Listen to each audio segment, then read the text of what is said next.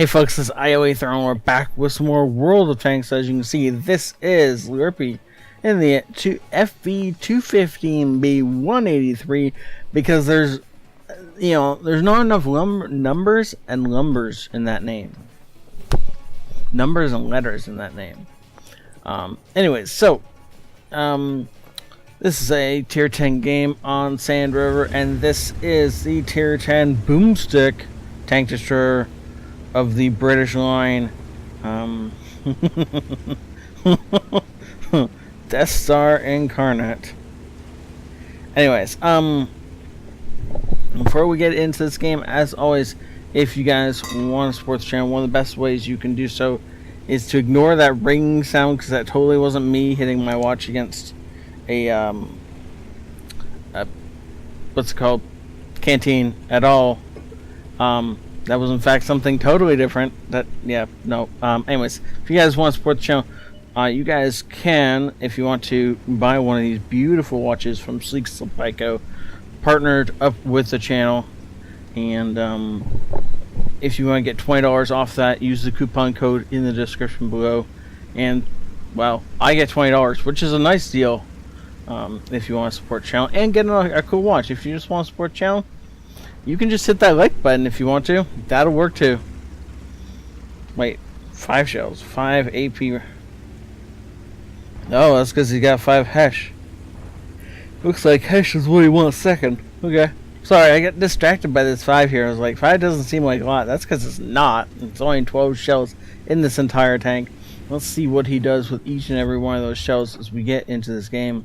Yes, that's in fact fixed camera, as we can get to see what he's going to do from now on out. Looks like he wants to cross this at the same time as he... Ooh, side of the... He does in fact manage to shoot the side of the ST1. I thought that shell was going to be late, but in fact just on time and did slightly under average damage. 1,000 damage to that poor ST1, and kept him tracked in the open long enough for us to get some tracking damage off. Oh, has shell not yet loaded. Looking at the T30, if he can hit it on the cheeks of that turret, he can actually pen and do quite a bit of damage. He's just waiting for the T30 to overcommit. We get set on fire, unfortunately, and shot by the T10 on the other side. But he's holding this line, well, A, because he's tracked, and B, because he wants to do that. Poor T30. Now, he was hoping to pen that shell, because obviously if he'd penned, it would have done 1,700 damage, which is slightly more than the 900 he actually did. But still, unfortunately, that cost him about 1,700 health. So, sorry about that. I don't know if that was really worth it to him, but what it definitely was painful to experience. And because of the way the turret on this thing is, he cannot back out. He can't back out and basically reverse side scrape. He has to go frontwards towards the enemy, which is one of the great downfalls of this tank. And actually, I wanted to put this game out because of the fact that A, it's a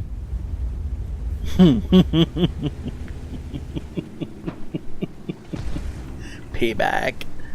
Sorry, I wanted to put this game out because A, it's a great game, and it's just so much fun to watch the stick go boom, and then watch enemies go pop. But also because of the fact that rumor has it they're taking this out of the game. I'm not going to confirm anything because I don't know anything for certain, but the rumors going around is that this thing is coming out of the game fairly shortly. By fairly shortly, I mean like 2 or 3 patches, and they're going to take it out. And so if you are wanting to get to this tank because you're wanting to have this much fun, then you need to do it sooner rather than later. I myself I think I'm on the 87. Oh, that would be a great shot.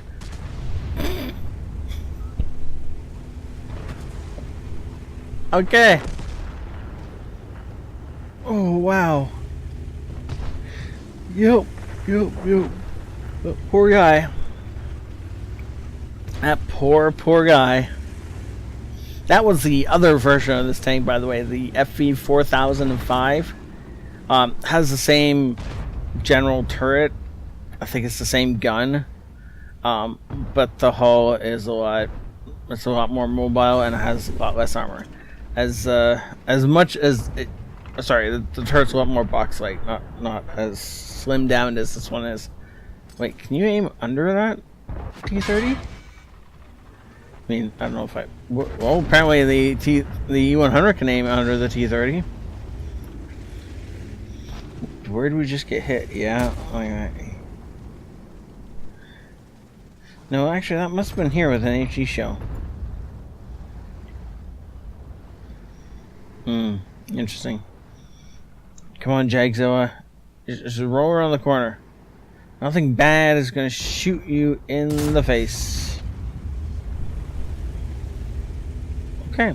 So not penning, he did almost 1,000 damage. Yeah, okay. That's cool. Now, notice he shot the flat armored section of the the superstructure of the Jagzilla. He wanted to make sure he didn't hit. Again, sorry. Early in the morning when I'm trying to record this. Again, he wanted to make sure he didn't hit the any spaced armor. He didn't want to hit gun mantle. He didn't want to hit gun. He didn't want to hit any modules. The only thing he needed to hit was armor.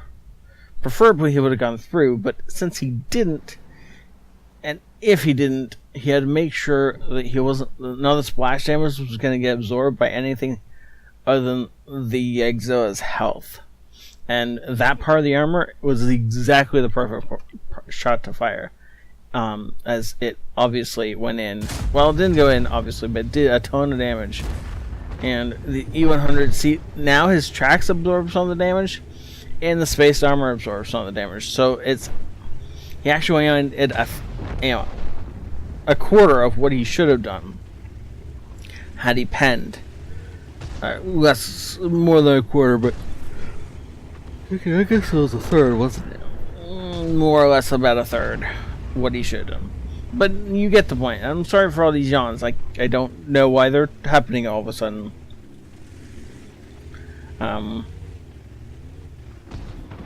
Okay, so if he comes around this corner and he catches the Skoda unawares, he could definitely put a shot into him and kill him. However, that being said, if he misses the Skoda, he's dead. Heck, if the Skoda sees him coming, he's dead. Because he's only got 22 health left.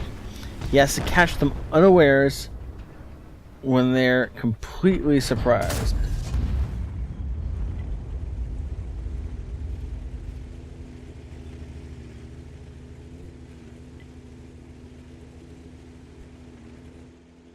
So that was his gun depression prevented him from aiming for the lower plate there.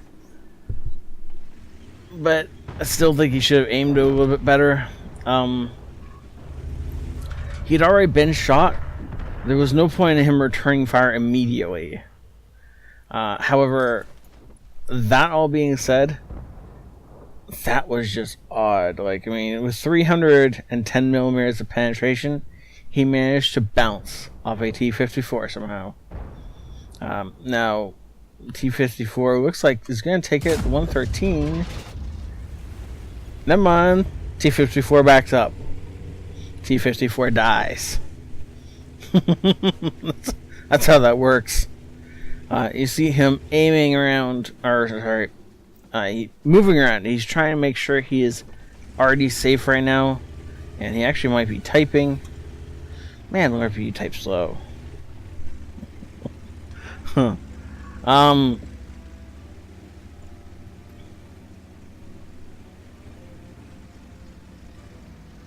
Okay, so I see. I read you think thanks slow, and I was trying to figure out what he meant, and of course what he meant was you think that tank's slow. But he wrote THANKS